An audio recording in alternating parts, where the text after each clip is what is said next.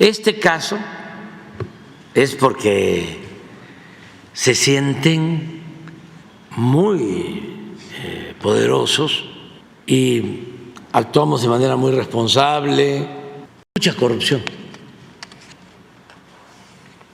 Pero bueno, ¿tienes el video? A ver, pon. Es nada más para explicarle a la gente.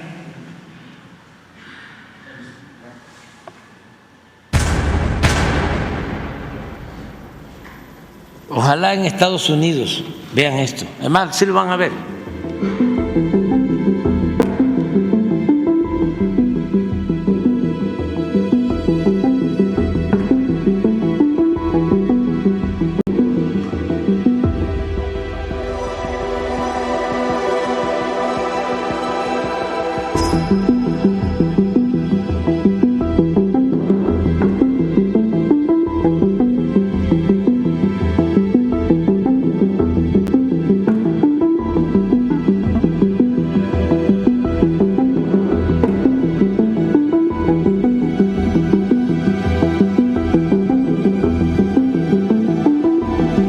Barco se lleva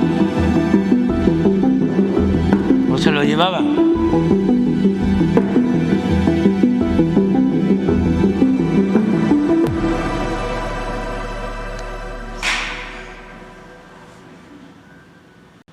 La Riviera Maya se extiende a lo largo de 131 kilómetros entre Cancún y Tulum, en el estado de Quintana Roo.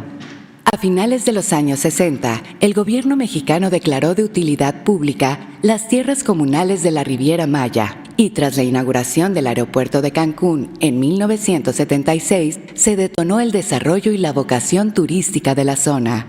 Sin embargo, estas tierras son ricas también en piedra caliza, mineral de gran potencial económico, del cual se deriva la cal, el carbonato de calcio y el cemento, por lo que otra industria puso interés en ello. La empresa que se frotó las manos por las reservas de piedra caliza en Tulum fue Vulcan Materials Company, la mayor productora de agregados pétreos para la construcción en Estados Unidos, principalmente de piedra triturada, arena y grava.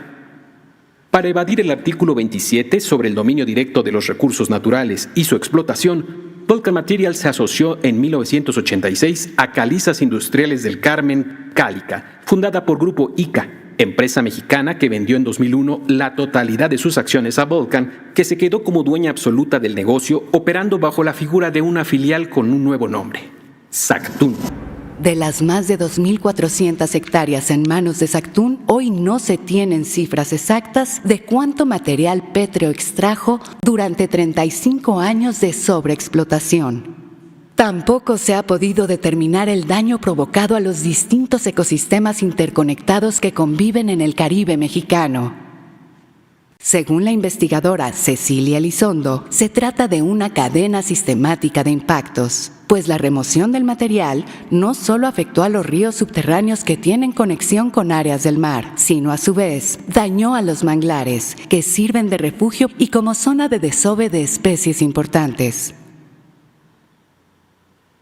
Esta controversia tiene origen en 1986, cuando la Secretaría de Comunicaciones y Transportes, la Secretaría de Desarrollo Urbano y Ecología y el Gobierno de Quintana Roo otorgaron a Cálica la primera autorización para la explotación de roca caliza por debajo del manto freático en un predio de 1.200 hectáreas denominado La Rosita. El proyecto fue autorizado sin determinar un plazo de vigencia ni volumen de explotación específico. Fue como un cheque en blanco para extraer material de nuestro país. Para expandir las operaciones de su proyecto, Cálica obtuvo de parte del gobierno de Quintana Roo, en 1996, un nuevo permiso para explotar piedra caliza por encima del manto freático en otros dos predios, el Corchalito y la Adelita, que suman 1.251 hectáreas de superficie. El 30 de noviembre del 2000, un día antes de culminar la administración de Ernesto Zedillo, el Instituto Nacional de Ecología, dependiente de la Semarnat de Julia Carabias, autorizó por 20 años la explotación de roca caliza por debajo del manto freático en los mismos predios.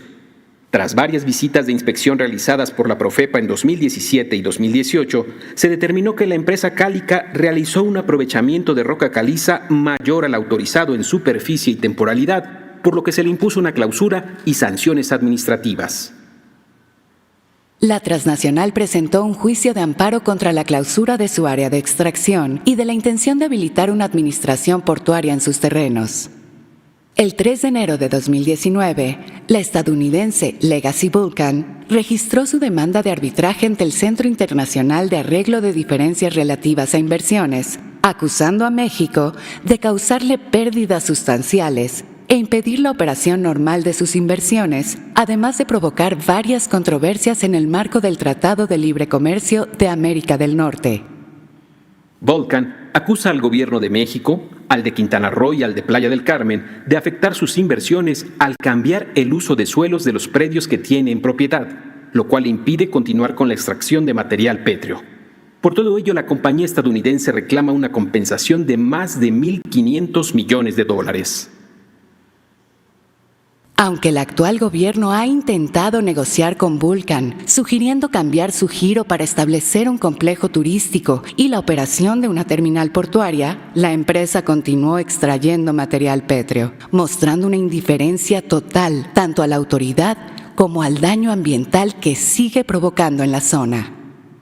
La explotación de material pétreo ha provocado la pérdida definitiva e irrecuperable del subsuelo, alteración de la presión del acuífero, amenaza la calidad y pureza del agua subterránea y representa riesgos de hundimientos y fracturas del subsuelo. Por esta razón, la Profepa acudió nuevamente a principios de mayo de 2022 a verificar las actividades que realizaba la empresa y el 5 de mayo colocó de manera preventiva sellos de clausura en materia de impacto ambiental y cambio de uso de suelo en terrenos forestales. No más abusos a cargo de compañías que sin pudor devastan ecosistemas y esconden la mano, argumentando sustentabilidad para una región y una comunidad que en nada o casi nada se ha beneficiado de la extracción de piedra caliza, pero que sin duda va a resentir los daños provocados por los abusos de Vulcan y Zactún y la inacción de gobiernos que actuaron en franca complicidad. No más devastación ni saqueos.